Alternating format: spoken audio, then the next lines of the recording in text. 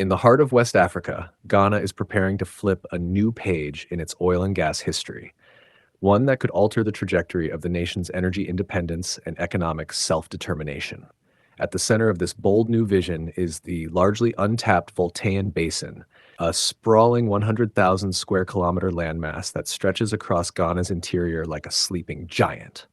Long believed to harbor vast reserves of crude oil and natural gas, this basin has remained largely untouched for decades, until now. Ghana's state-owned oil company, the Ghana National Petroleum Corporation, or GNPC, is now poised to change that narrative, and it plans to do so using a game-changing strategy that puts Ghanaians at the forefront of this resource-driven revolution. Before we dive deeper into today's update, take a moment to like, share, and subscribe to the channel. Your support is key to helping us grow and reach more viewers like you.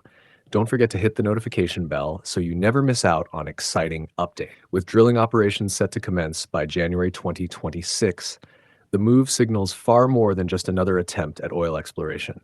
It represents a shift in mindset, a deliberate and calculated departure from the conventional reliance on foreign capital. Acting CEO of GNPC, Kwame Ntow Amoah, has laid out a vision that is as bold as it is pragmatic. Fund the project primarily through domestic investment. For the first time in Ghana's petroleum history, the burden and benefits of oil exploration will not rest with foreign multinationals, but with the people of Ghana, its banks, its insurance firms, its pension funds, and its sovereign vision.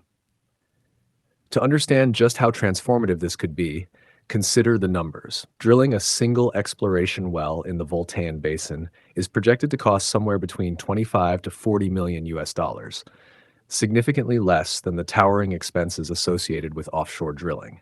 Still, for any one local institution, that's a heavy financial load. So GNPC has crafted what it calls a shared risk model. Instead of relying on one or two major financiers, the corporation plans to spread the financial responsibility across multiple Ghanaian institutions.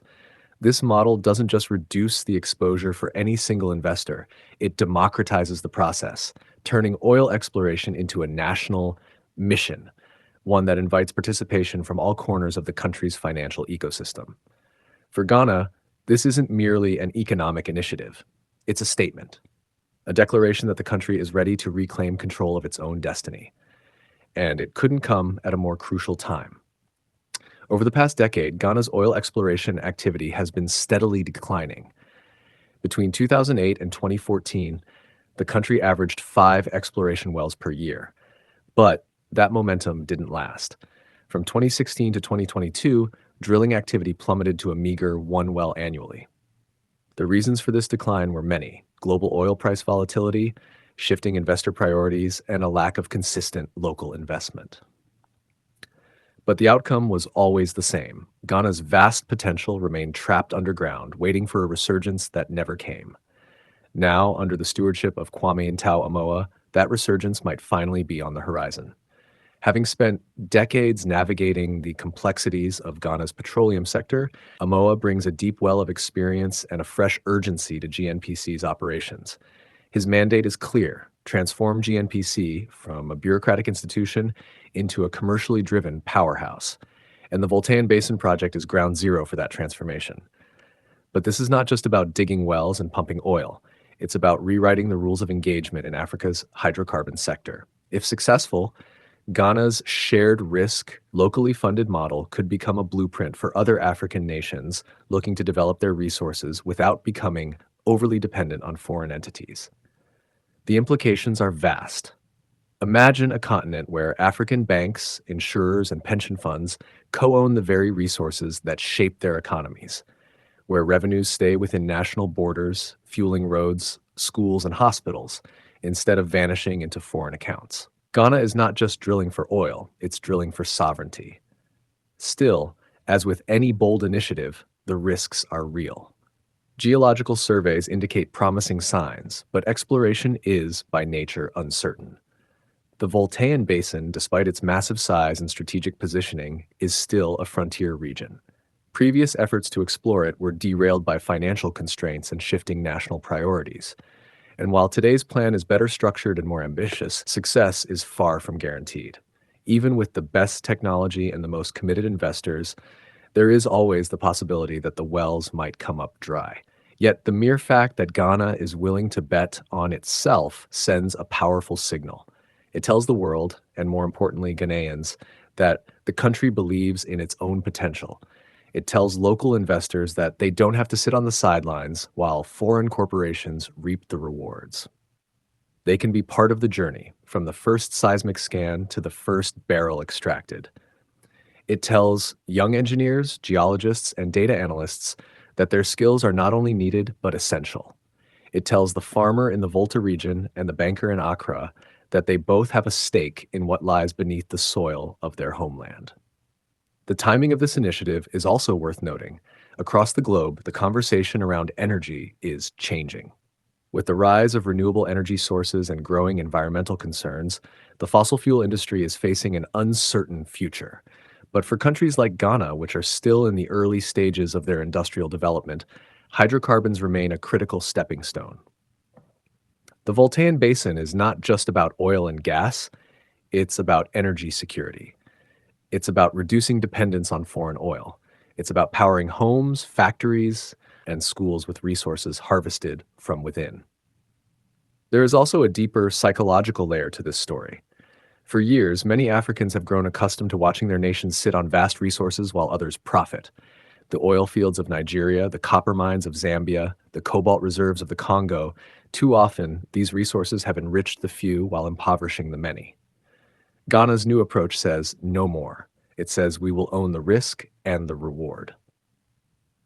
And that message, once it takes root, could ripple across the continent in ways that are hard to predict but impossible to ignore. Already, energy analysts and industry insiders are paying close attention. The GNPC's strategy is being studied, discussed, and even emulated in boardrooms far beyond Ghana's borders, and for good reason. If the Voltaian Basin yields the kind of output that surveys suggest, Ghana could go from being a modest oil producer to a regional powerhouse. More importantly, it would do so on its own terms, guided by a philosophy of inclusion, transparency, and national pride.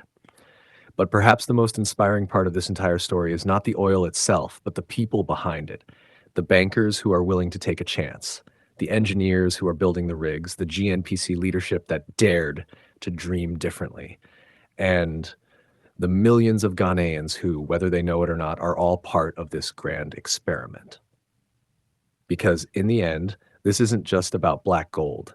It's about belief. The belief that a nation can rise by leveraging its own strength, charting its own course, and writing its own story. As the countdown to January 2026 begins, all eyes are now on the heartland of Ghana.